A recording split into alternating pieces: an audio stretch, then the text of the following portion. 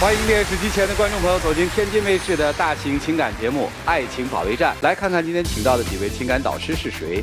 他们是情感导师于博宏老师，欢迎；情感导师曲伟老师，欢迎；情感导师严品红老师，欢迎；情感导师新唐米娜老师，欢迎。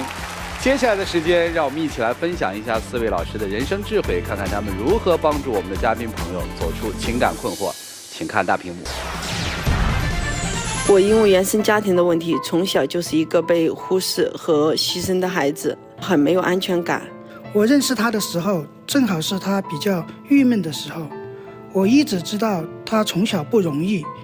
我们结婚以后，我希望一个新的家庭可以关心我、爱护我，但是却事与愿违。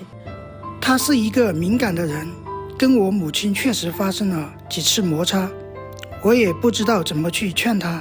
我就希望能够得到一个家庭的重视，把我真真正正当家人。有请这对夫妻，有请。男嘉宾杨先生40岁，来自四川职源；女嘉宾王女士36岁，来自四川销售。有请两位，有请。结婚11年是吧？是的。16年有的孩子是吧？今天是妻子要来诉苦。是的。怎么了？因为我原生家庭嘛，是一个留守儿童。我有个很爱我的爷爷和奶奶，爸爸妈妈1年都不一定给我写一封信。在我印象中，我根本就记不了我父母长什么样子，因为没有父母在身边。每次有委屈，我就回到我的家里，翻开我妈妈结婚时候的那个结婚证。我看了结婚证以后的话，我就会看到，啊，我妈妈长这样，我爸爸长这样。到我16、17岁那年，刚好上高2的时候，我爸爸妈妈回来了，突然我就多了2个妹妹1个弟弟。当时其实我心里那个滋味，我也不知道怎么表达。你父母过年从来不回家吗？对。那相当于在你的心里面，你是被遗弃的，对吧？是的。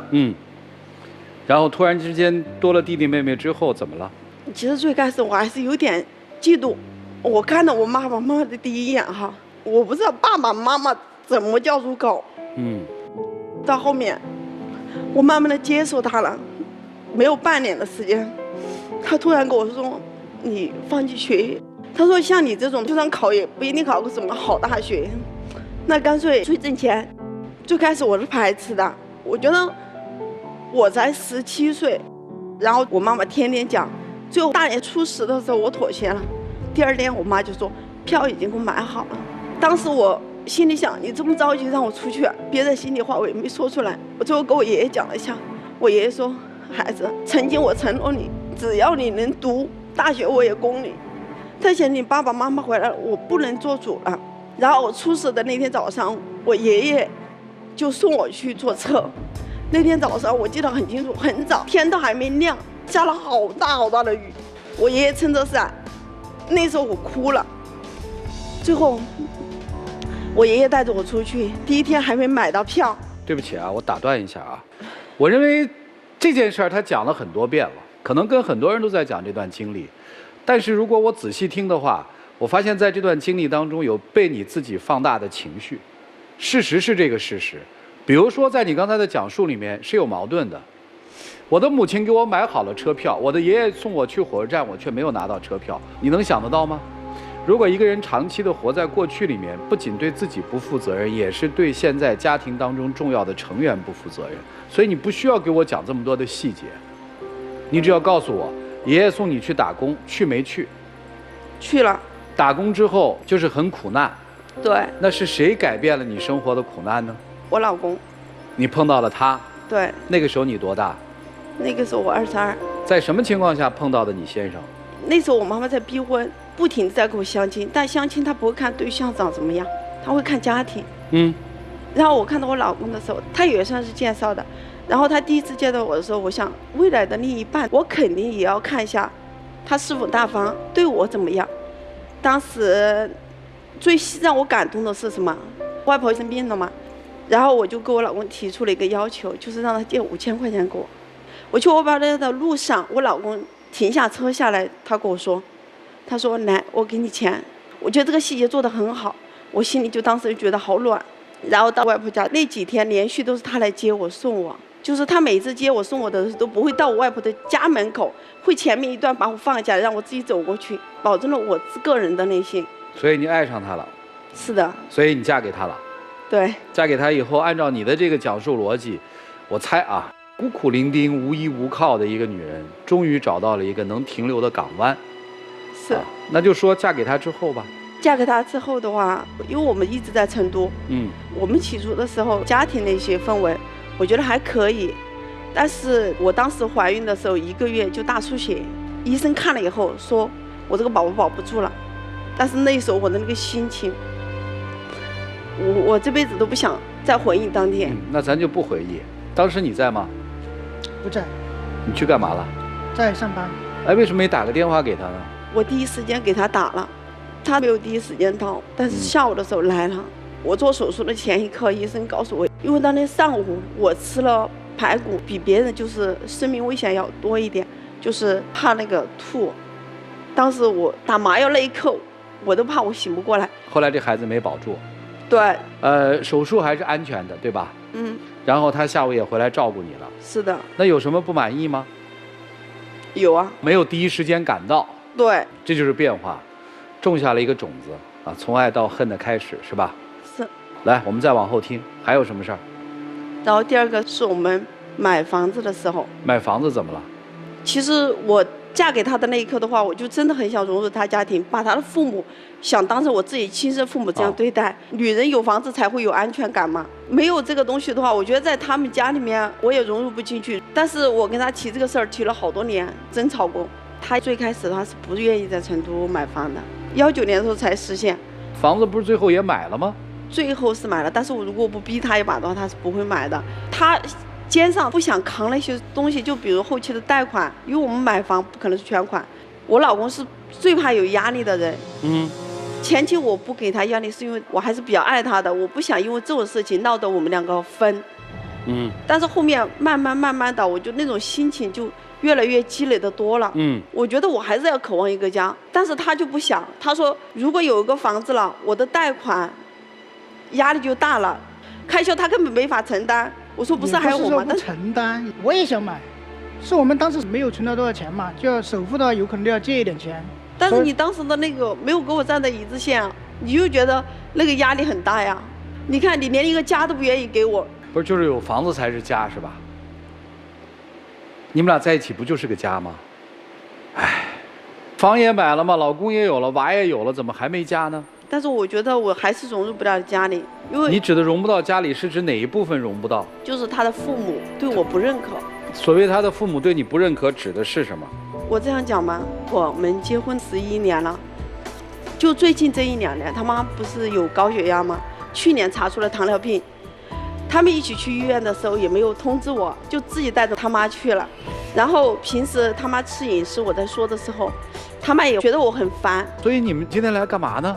其实我就是缺乏安全感，我就希望他父母也能带他女儿一样带我。我想让他像这种问题的话，应该给他妈妈解释一下，然后让我融入他们的家庭。他爸爸也不因为这个事情也不喜欢我，因为我每发生一件事情，我给他讲了，他听到，但他不解决。这个就留下了一个种子，1次、2次、3次，如果是长期这样的话，我的心里面就很火。行吧，问问先生吧，是经常在家里就是这样吗？刚结婚的时候很甜蜜，自从有了小孩，对他的关怀可能有点少了。所谓少指的是什么呀？他只关心他的女儿，特别是在我月子的时候。那不就是你们的女儿吗？对啊，因为我在坐月子的时候，他妈妈没有给我吃过1天的好饭。他妈没给你吃好饭，跟他有啥关系？我跟他说过，但他觉得他妈不会这样做。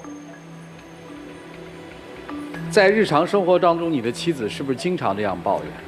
刚结婚的时候没有，有小孩了就感觉情绪，因为某一个事情的话，就会比以前要大很多。就是现在的情绪不稳定，是吗？这个不稳定是不是一点一点积蓄出来的？应该是。好，那我接着来问啊，结婚这么多年，用你的话来说，是我先生没有让我融入他的家庭，对吧？如果给你的先生列出几个你不能原谅或者你很难原谅的事情的话，请你告诉我是什么？是每次谈到他家他妈的时候，他不会站在我这边，这个我不能原谅。啊，一，永远站在婆婆的立场。第二个就是在我最需要他的时候，他不能放掉手上的事情来找我。好，在你最需要他的时候，他不能及时出现。这个我们只听到了一件事情，就是在您流产的时候，您希望他马上来，他没有及时赶到。但是在你手术前下午的时候，他也来了，是吧？除了这件事，还有什么事情是你在需要他的时候，他不能及时赶到？在月子的时候，还有我就是快临盆的时候。在月子里的时候，他没伺候月子，谁在伺候？我婆婆。那不是婆婆在伺候吗？问题我婆婆伺候的不好，丈夫不在身边。对。啊，第三个，她不能及时赶到，是您生孩子的时候。对。你在干嘛？生孩子我回去了。前面他没有，因为我在那个羊水的时候，是我一个人坐车从老家到市里面去的，中途没有人，而且第二天的时候我住院了，他妈妈都没有来，我打电话给他，他最后才来。但是这种事情的话，我第一时间打电话，你应该第一时间回来。好，还有什么？我女儿去医院的时候，每次都是我一个人去的。对，为什么女儿去医院每次是她一个人去呢？因为她在上班。不是，你不都回答了吗？因为她在上班，那你的想法是？我的意思，你的工作难道比我们家人还重要吗？像这种最需要你的时候，你就应该出现。那我明白了。你告诉我，她讲她自己的这段经历，你听过多少遍？听过几遍。在什么时候她会讲？情绪不好的时候。那就是经常听，是吗？是吧？今天来的目的，我希望以后我需要他的时候，他能第一时间出现在我面前。你能够坦诚地告诉我最近发生了什么吗？在你心里，你可能没有说的，不愿意说的，你可以今天直接说出来。说一下最近的吧。去年我们把女儿接上来了，接上来以后的话，她妈妈也跟着上来了。我跟婆婆在一起，时间长了就发生了很多矛盾。说白了是婆婆来了，开始变了。也是。婆婆没来，闺女儿不在，你们俩二人世界的时候还好，是吧？对。哎，我来推你的想法，正常的想法是，女儿回来了，一家团聚了，对吧？我希望跟婆婆搞好关系，婆婆也来了，那这不是正好是一个融入的最好时期吗？怎么在这个时候反而你变化这么大呢？情绪开始变得不稳定了呢？因为我们买房子，我婆婆出了钱，她一直觉得那个房子是她的，然后我的话就应该听从她的那种安排来。你不是住着呢吗？老太太又没说要把房子收回，房子的房本写的谁的名字？我们的。对啊，那你还在那儿较什么劲呢？因为我在一起了以后就会发生一些摩擦。你愿意跟人家当亲妈呀？亲妈来了，你干嘛要摩擦呀？你后悔嫁给你老公吗？有那么瞬间的时候后悔。你老公是个好老公吗？我觉得，除了他不站在我这边，其他都还好。你跟娘家还有联系吗？有。怎么样？他现在跟你岳父岳母的关系？也看不出不好，反正我觉得也是一家人那种关系。算一家人吗？我肯定心里面还是有点怨恨。所以你到底想怎样？我帮你翻译吧。不就想让他把你当成公主宠着吗？不就想这个家里你一家独大吗？不就想你说了什么都算吗？所以他对闺女儿好不行，他保持沉默不行，他对你的事情反馈慢了一点不行，他妈妈给这个房子出了钱，说两句小片汤话不行。我理解的对吗？你们家谁做饭？我老公。你们家谁做家务？我老公。晚上会出去应酬吗？以前会，最近很少。最近很少是为什么？以前因为出去嘛，没有小孩，可能会一个月。就是孩子接过来之后，就不去了。哎，对。孩子现在带来了，谁管得多一些？小时候他管得多。现在也小啊，谁管得多？我管得多。小学还是幼儿园？幼儿园。谁接？现在接的话是他妈妈。谁送？我老公送的多一些。他做家务，他做饭，他送娃，他妈接娃，是吧？周末谁陪孩子玩？如果我在家，我就陪。显然是你老公和他妈陪得多。那您去干嘛去了呢？因为我经常出差。你一个月出多少天的差？20多天。你一个月出20多天的差，不在家是吗？他在家带着娃。你要求融入这个家庭，人家不接纳你，是吗？后悔娶这么个女人吗？不会。说实话。说实话。你是特爱她吧？爱她。你娶她的时候是不是觉得捡了个宝？是捡了个宝。你犹豫了哦，你迟疑了哦，你觉得你配得上她吗？配不上。从什么时候开始觉得配不上她？从有了小孩啊，买房子以后。开始有了经济压力的时候。哎，对。觉得自己挣钱少。他会在你面前说别的什么人挣钱多吗？或者别人的老公怎么样吗？有时候会。听着刺耳吗？也不是很刺耳，很正常嘛，人跟人都不能比的嘛。你觉得在这个家里面是他需要更多的关心，还是你啊？他吧。你还有什么不知足的呢？我怎么觉得你一直是在蜜罐里啊？爷爷奶奶守护了童年青春期，先生守护了你进入到社会之后，您还有啥不知足的？我特想问一下，您作为一个母亲，孩子到了身边，您一个月要出差20多天，基本就不怎么着家。他和他的母亲带娃，他和他的母亲在一起生活，他也是为了这个家呀。因为买房的时候，我说我要给他承担一半，所以说我选择的工作不一样，性质不一样，我承担了家里的大经济。那不是你要买房吗？那租个房不是一样过日子吗？那不是你的选择吗？是我的选择，但是我觉得找老公是不是也要稍微找一个依靠？这个反向来说就是他靠不住嘛，你直接说嘛，我嫌你工作能力不行嘛，我嫌你不能挣钱嘛，你直接告诉他不就完了吗？你干嘛说什么关心啊，说什么融入啊？你被他打动不就是傻呵呵吗？稍微像曲总那么精明的商人，他能跟你一相亲给你递5000块钱，怎么可能嘛？就只有这样的人嘛，实实在在嘛，我喜欢你嘛。递你5000块钱的时候，不是觉得这人老实吧？有能力吧？你看那个年代，一下我开口借5000就借给我了。你当时相他的时候，你的目的纯吗？不就欺负人家老实吗？今天还这样，我看的可能不对啊，但是我听完的整个状态，我说句实话，我觉得这个家里面这个男人可能在受委屈。我们听听老师给你们这段婚姻一个什么建议吧。我特别希望你能珍惜这段婚姻。让我们一起进入丘比特问卷。这是一个曾经改变了你苦难的男人，但是经过这么多年的婚姻生活，他发现这个男人做的是如何让自己从一个哭哭啼啼的祥林嫂转变为一个开开心心的阿庆嫂，这是你需要改变的。婚姻有时候就是一种妥协，和别人妥协也和自己妥协呀。你为什么事事都要耿耿于怀，还要到这里来评理？我最后告诉你，今天你没理，他理很多。谢谢。通常我们是因为生活当中的苦，所以心里才产生了怨，还是因为我们心里有怨，把这生活呀过得越来越苦？我相信你就是后者。谁在生活中没有遇到一些苦难呢？但是你知道吗？怨天尤人的女人，她只能会变得越来越苦。就像你说的那些事情，其实从另外一个角度来讲，里面有苦也有甜啊。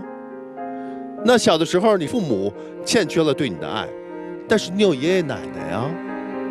那长大了，突然有了弟妹，这不是一件好事吗？哎，但你嫉妒，觉得我是那个被抛弃的那个人，所以总是在比。包括遇到这么一个好的老公，结果就在比说，哎，我在最需要的时候，你没有第一时间在我身边，你就是不关心我。可是他在做饭，他在做家务，婆婆在接送孩子，这些不都是在默默的为你在？这就是对婚姻的不敬畏，这其实就是自私自利。你太放纵自己的情绪，你会被自己的情绪淹没，你的家也会被淹没的。停止抱怨，当你转换思维模式的时候，你会发现你家里边放着一个金不换的男人。你赶紧好好思考一下自己过去做的种种情绪上的不当吧，调整状态，回归生活的正轨，敬畏婚姻，好好前进。谢谢。这个其实就是留守儿童和隔代育儿的结果。为什么我非常不赞同把孩子扔在老家交给爷爷奶奶？因为孩子，特别是女孩子，怎么样的去经营一段亲密关系，其实是看着自己的父母的。他只有在自己父母在身边的时候。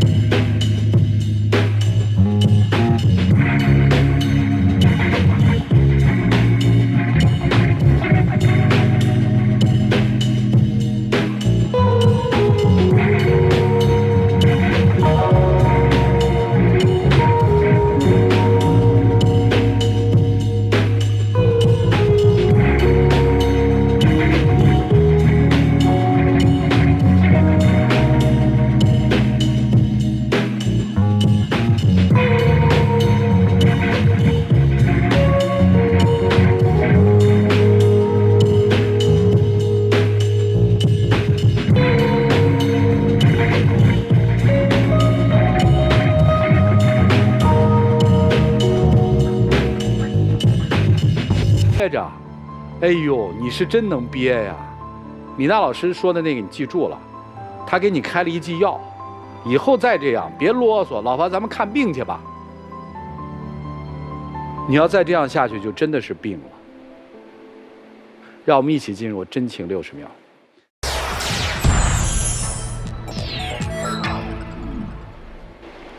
老婆，做的不好，我希望以后我也能跟你承担一起做家务，一起做饭，一起孝敬你的父母。以后我也会更爱你。好的。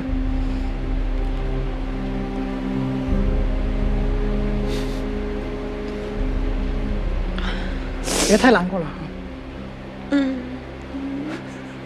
以前我觉得可能真的我是活在我小时候，以后我会走出来。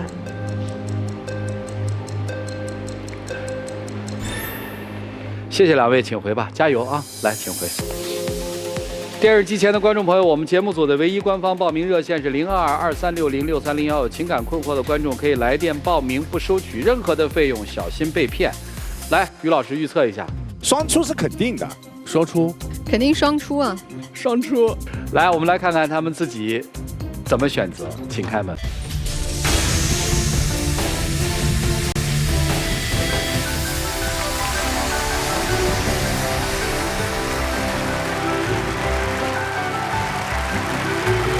来，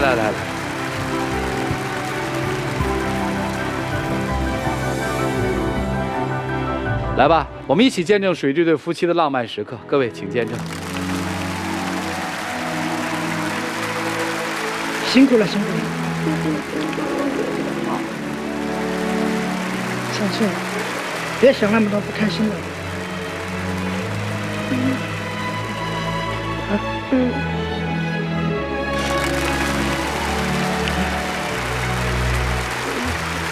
请亮灯。哎呀，谁希望天天抱了一个满脸流泪的人？你以后能不能不要哭，控制一下嘛，好不好？好。惜福，惜福，惜福！谢谢两位，请回，请回，谢谢你们，请回。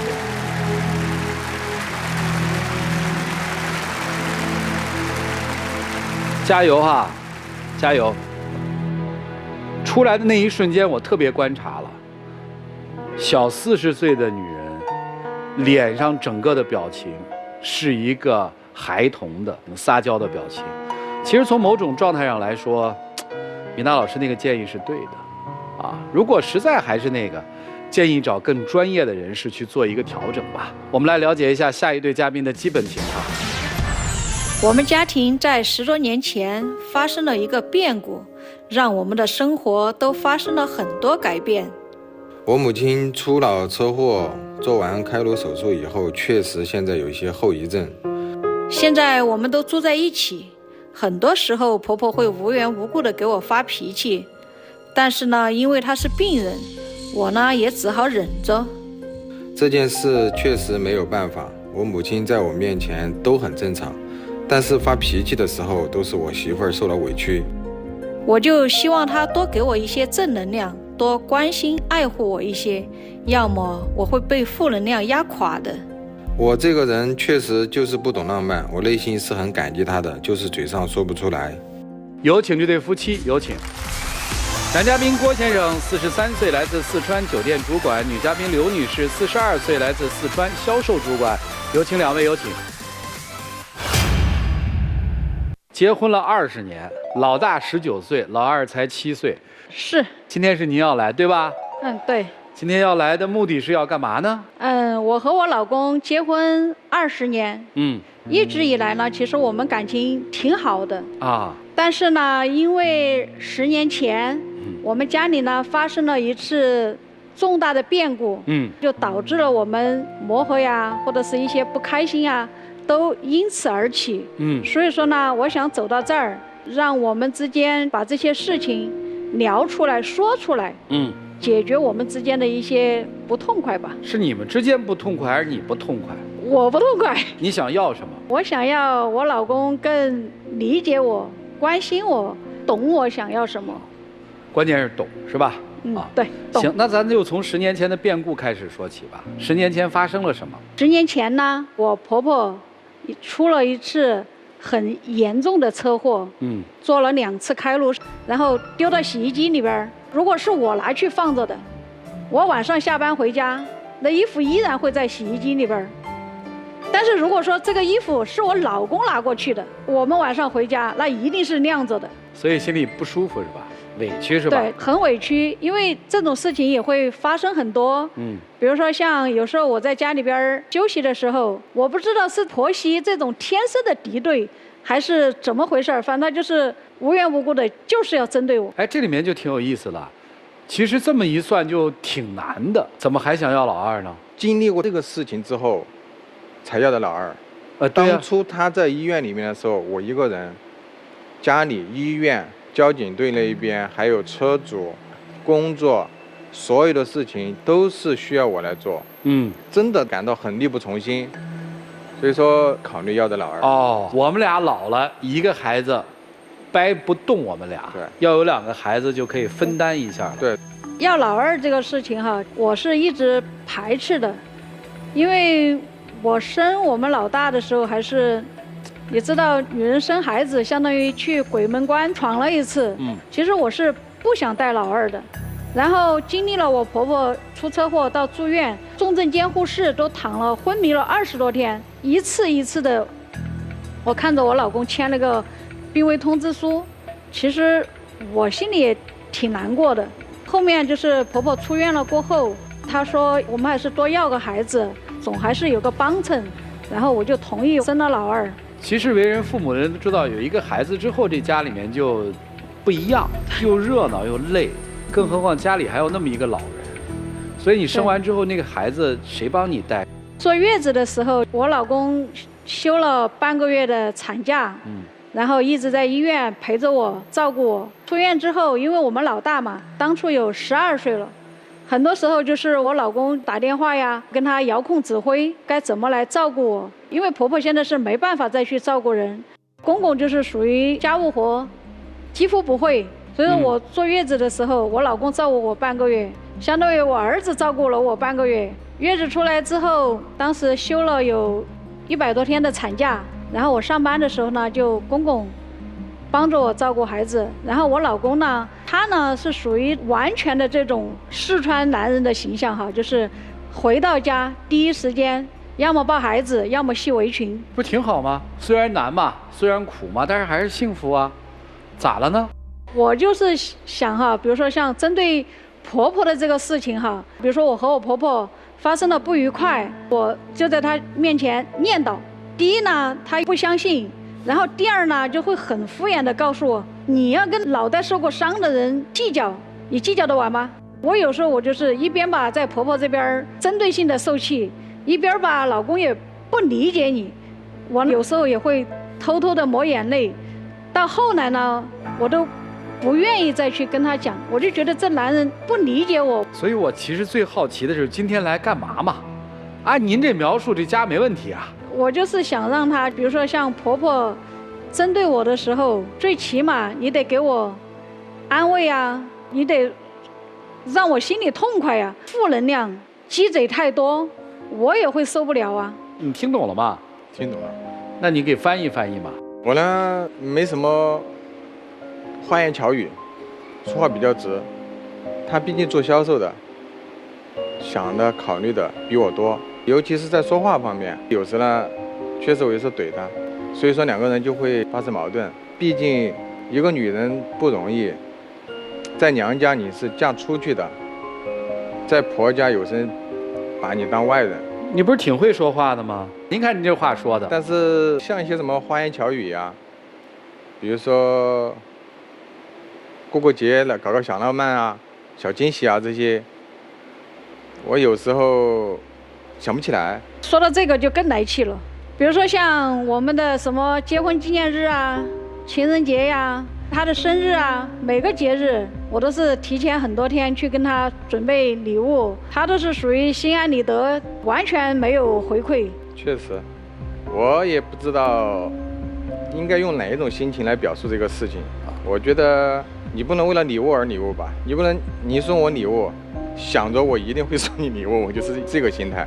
有时候也抱着一种大男子主义的思想，或者说是一种收的心甘情愿的一种思想啊。有时候也给他买礼物，也不是说每一次都是光收，但是和他那个频率比起来，确实差远了。而且很多时候哈，比如说像我自己妈妈给我打电话，我妈妈对她这个女婿就很满意，哪儿都满意。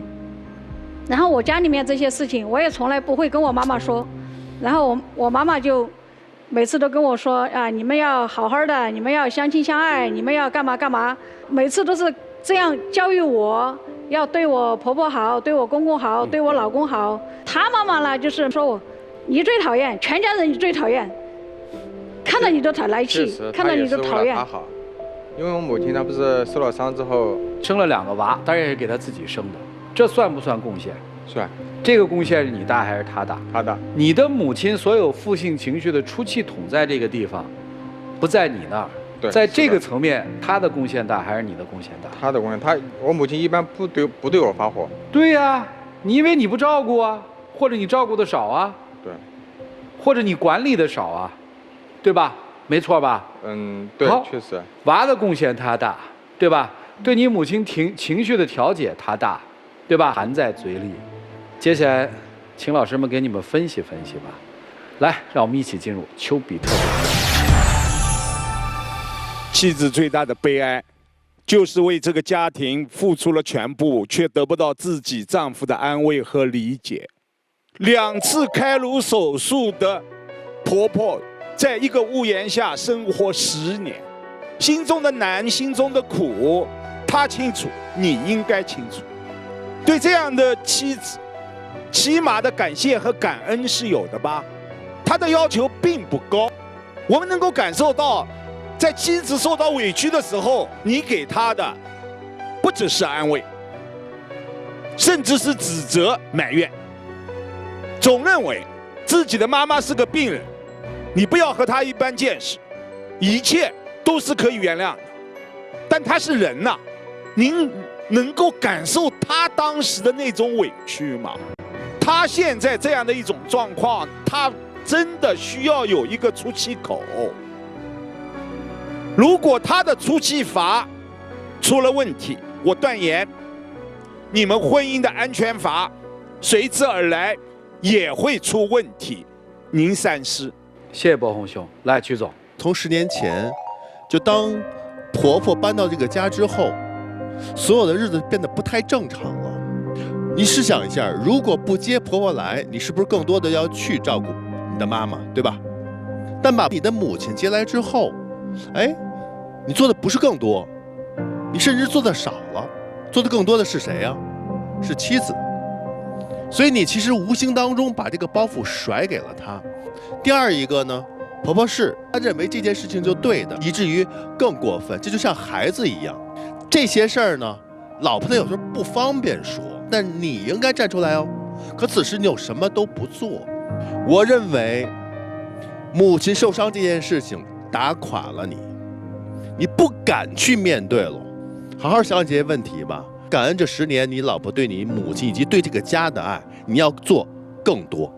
就这样，谢谢曲总。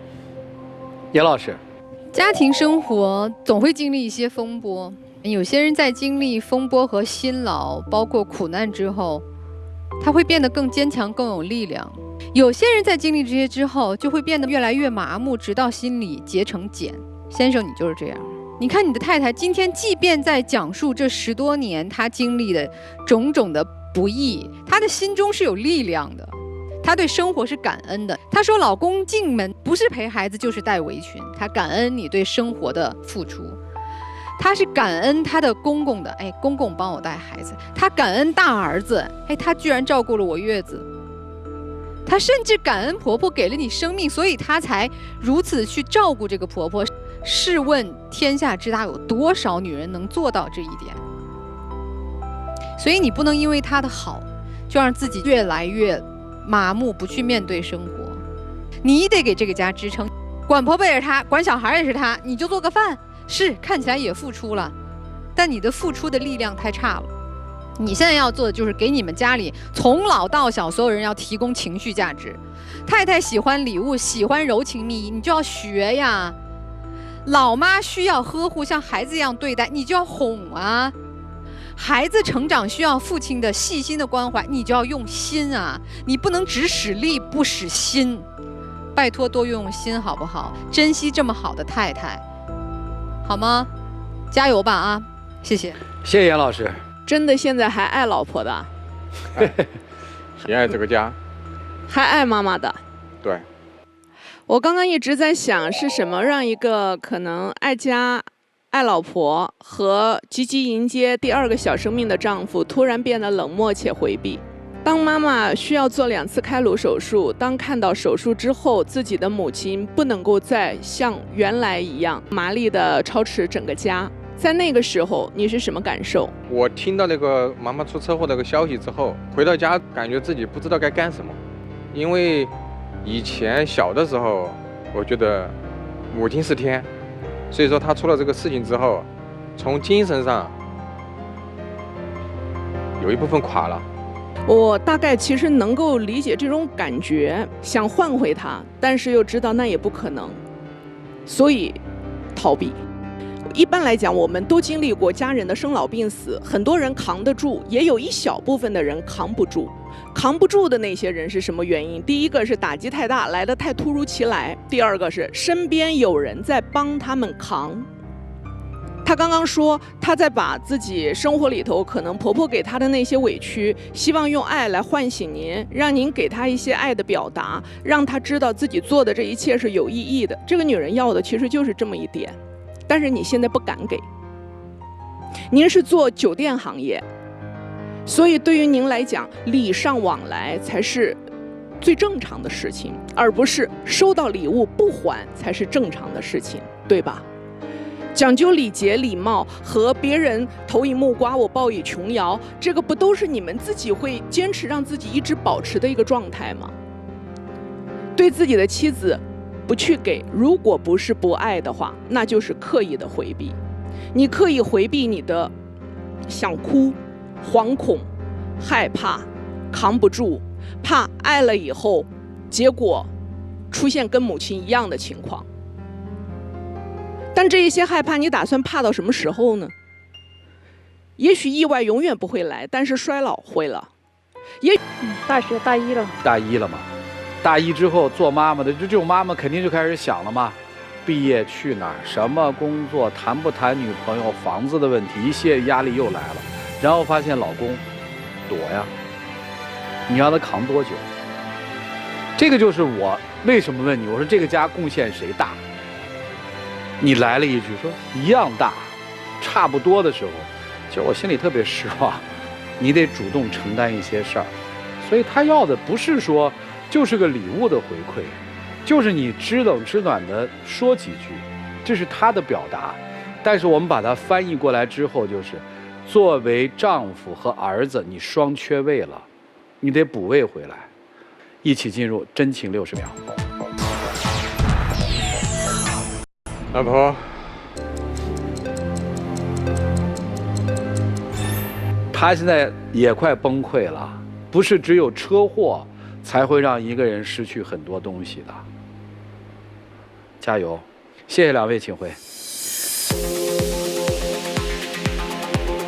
电视机前的观众朋友，欢迎登录优酷视频收看节目的完整内容。好了，我们来看看老师们的点评吧。结果肯定是双出，但我想两个都是主管，就应该把自己的婚姻生活、家庭生活主管好。对，从他们的职业属性来看的话，明显女的应该对外嘛，那男的应该多对内贡献一些嘛，对吧？都是主管，都得抓起来啊！要双出，把该负的责任负起来，其实日子就能越过越好。谁不经历点事儿呢？来，我们看看他们夫妻怎么再相逢，请开门。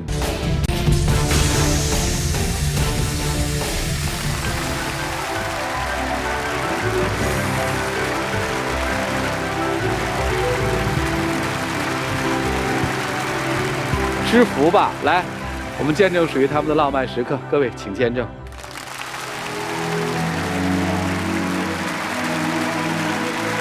谢谢老婆，这么多年辛苦。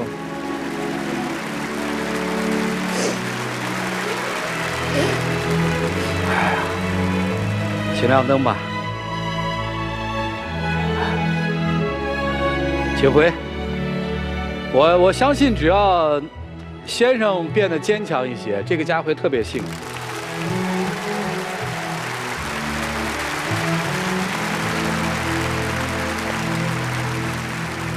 一个好的伴侣，到底会给一个人带来什么？在他们夫妻之间，我们看到了一段好的婚姻，到底会给一个人带来什么？我们在他们夫妻之间看到了。如果丈夫再能坚强一些，我相信这个家庭就是春暖花开嘛。本节目由葵花药业独家冠名播出，修护胃黏膜认准葵花胃康灵。再一次感谢葵花药业对本节目的大力支持，同时也感谢电视机前观众朋友的收看和陪伴。我们下期节目再见，谢谢大家。